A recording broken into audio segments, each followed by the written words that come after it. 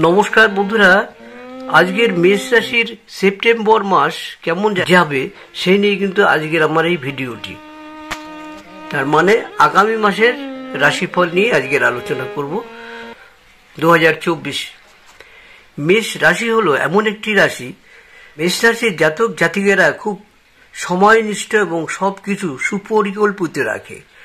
পরিকল্পনা করার সময় তারা সাজানো পছন্দ করে।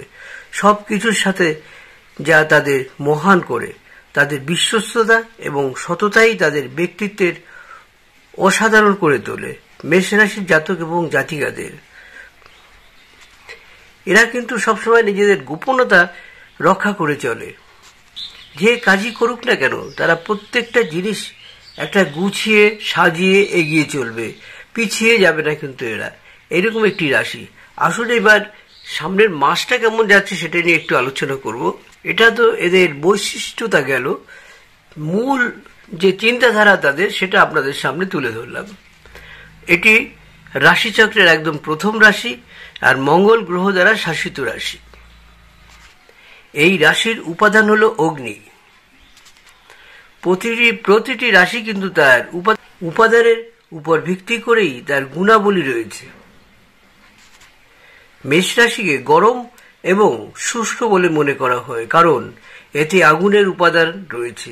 মেষ রাশির রাশিচক্রের গুণকে কার্ডিনাল বলেও মনে করা হয়। এই মাস মেষ রাশির জাতক এবং জাতিকাদের জন্য কিছুটা সাবধানতা অবলম্বন করে চলতে হবে।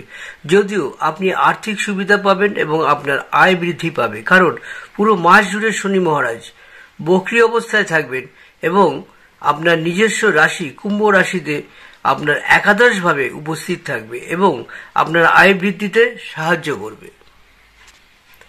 আপনার একাধিক মাধ্যমে অর্থ উপার্জনের সম্ভাবনা থাকছে। মাসের শুরুতে সূর্য মহারাজও পঞ্চম ভাবে বসে আপনার একাদশভাবে দেখবেন, যার কারণে আয়ের সংক্রান্ত সমস্যা কমে যাবে এবং আপনি আর্থিক সুবিধা পাবেন। চাকরিজীবীদের কঠোর পরিশ্রমের মধ্য দিয়েই যেতে হবে। এর জন্য আপনাকে প্রস্তুত থাকতে হবে।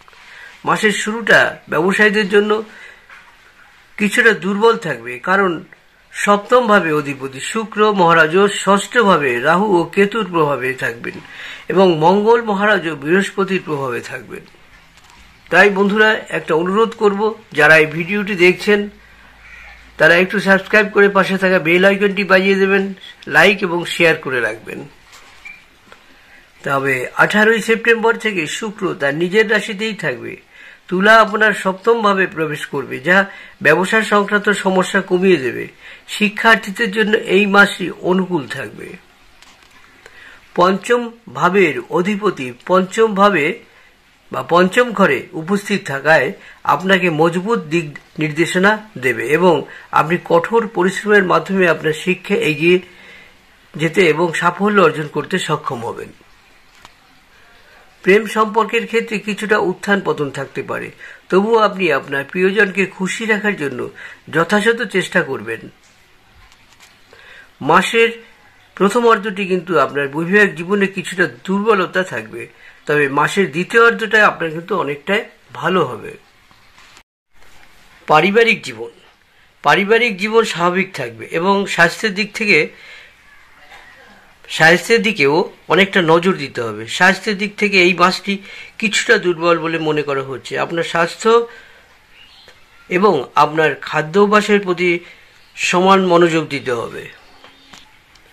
আপনি যদি কোনো ওষুধ সেবন করেন তাহলে নিয়মিত তা গ্রহণ করতে থাকুন এবং যথাযথ পরিহার করুন বাজে অভ্যাস।